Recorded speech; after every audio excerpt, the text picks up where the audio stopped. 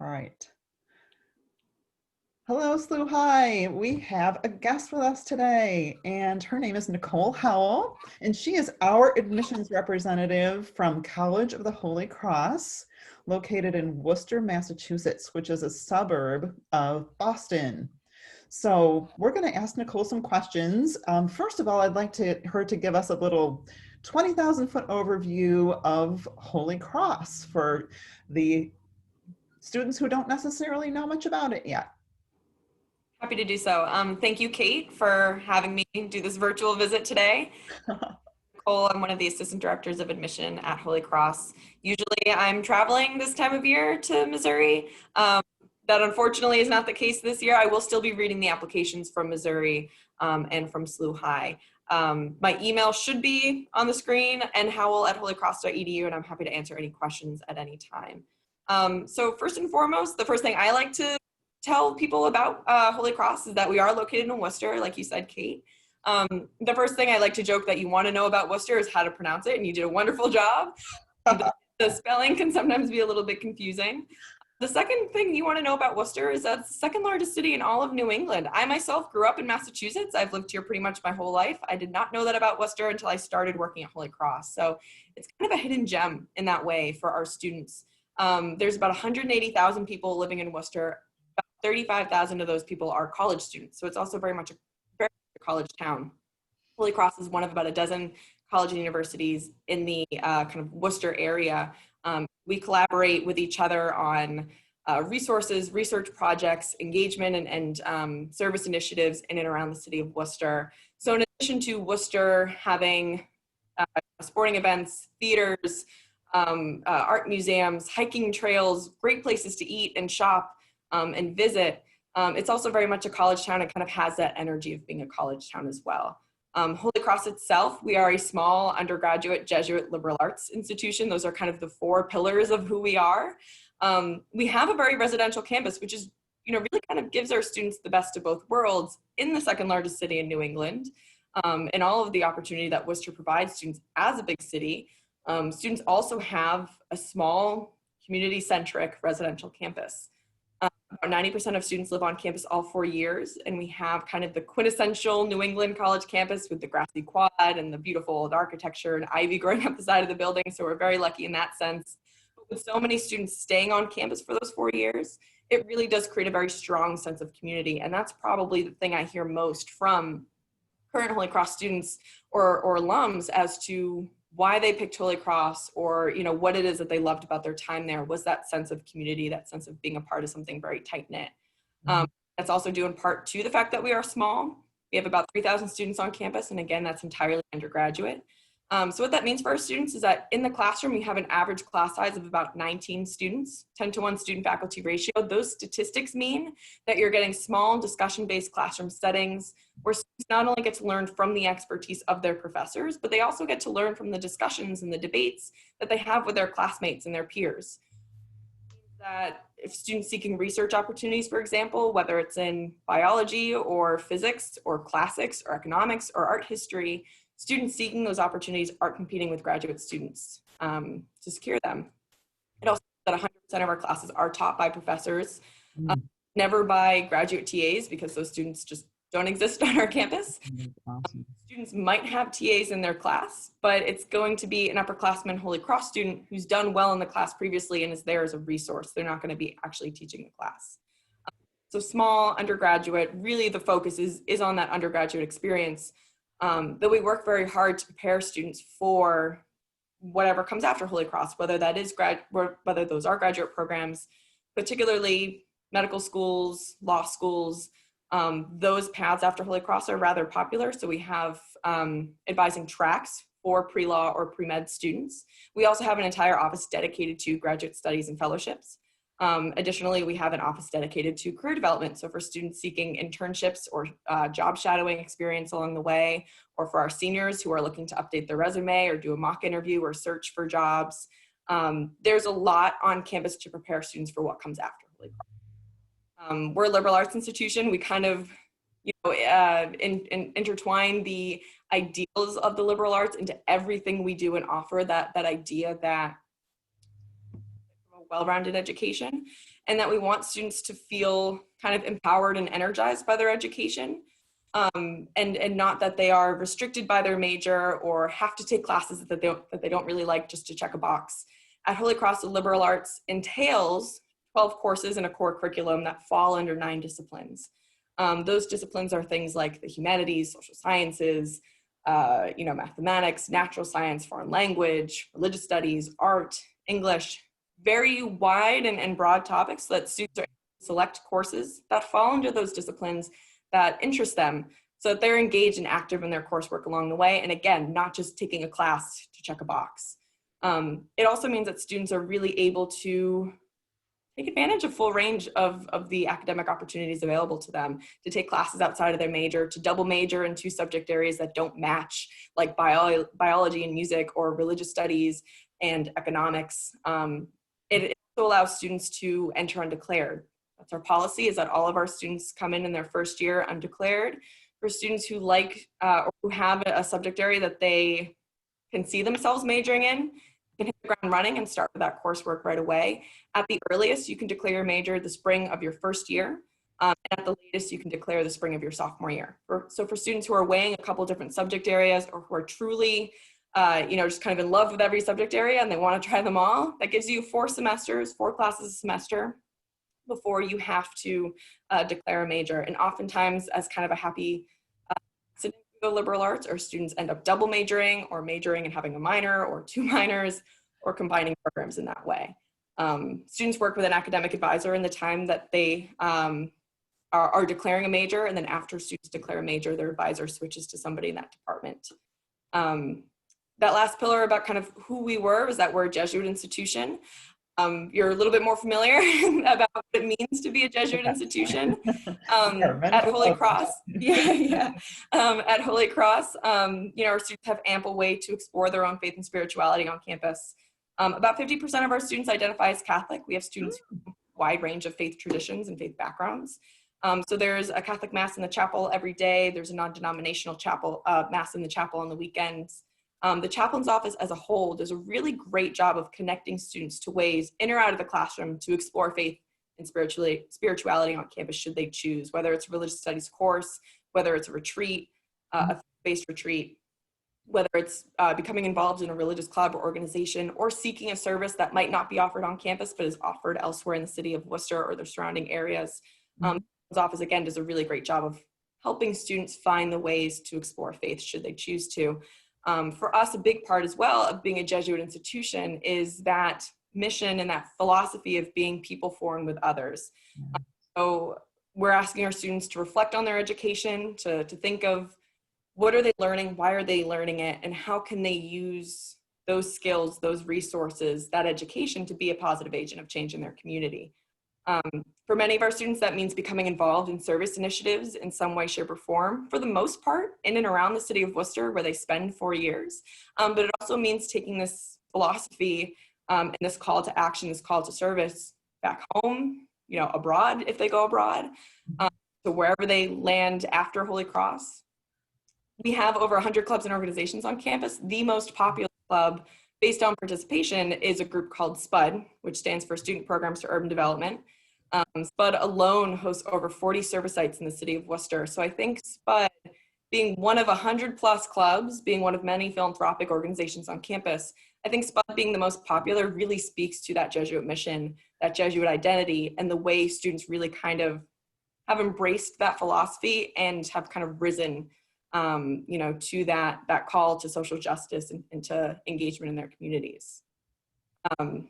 Shifting gears a little bit to admissions, to give you kind of the admissions 25,000 foot view, I think it was. Yeah, that's great.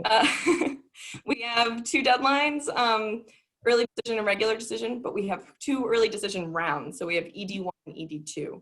So our early decision 1 deadline is November 15th. Our early decision 2 deadline, as well as our regular decision deadline, are both January 15th.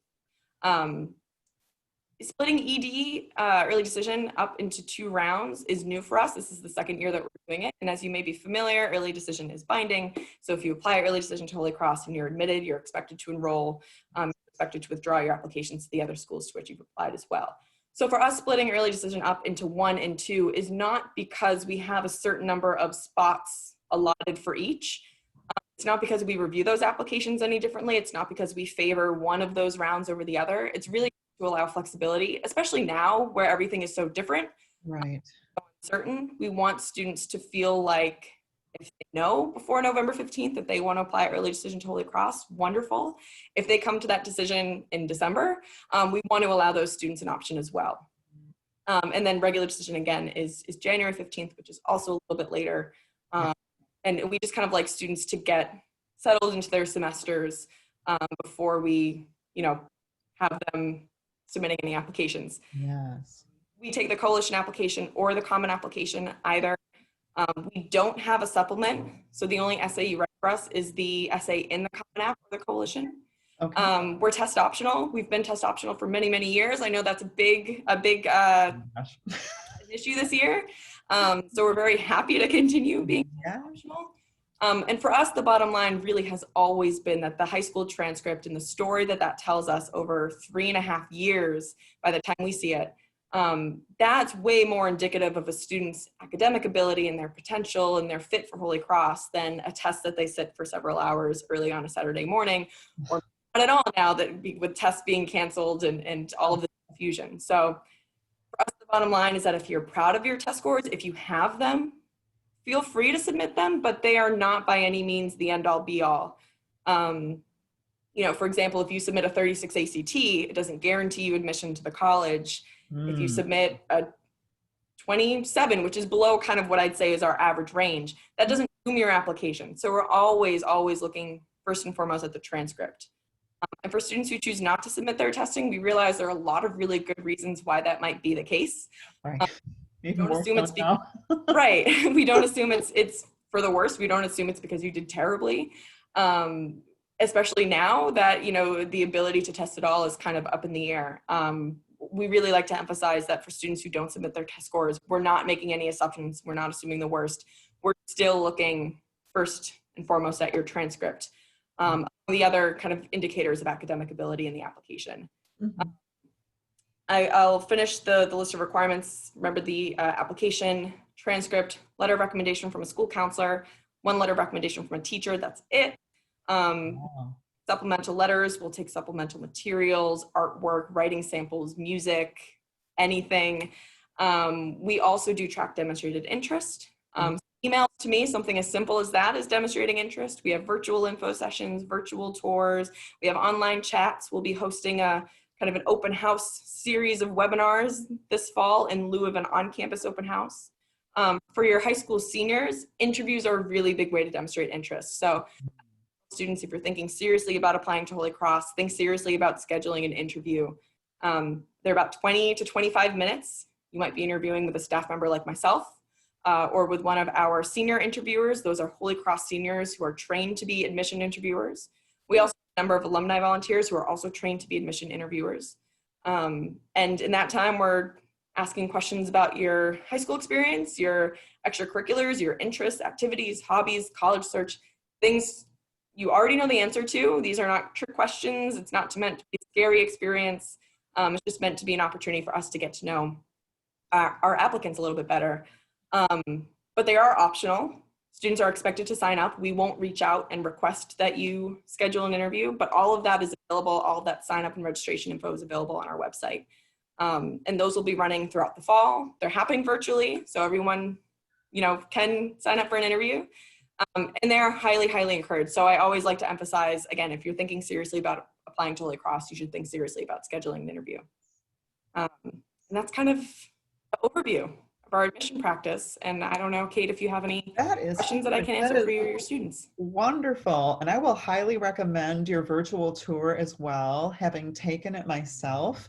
I have a little checklist of colleges. I want to make sure that I visit all the Jesuit universities myself. And in these days, when I'm doing it from my desk, I have to say that the virtual tour of Holy Cross is awesome. It looks hilly. It is hilly. It is hilly. It's a blessing in disguise. Everybody very active. All of the hills are shoveled and salted in the winter, which is a plus. Yeah. But I think it's kind of amusing. Our dining hall is at the very bottom of the hill.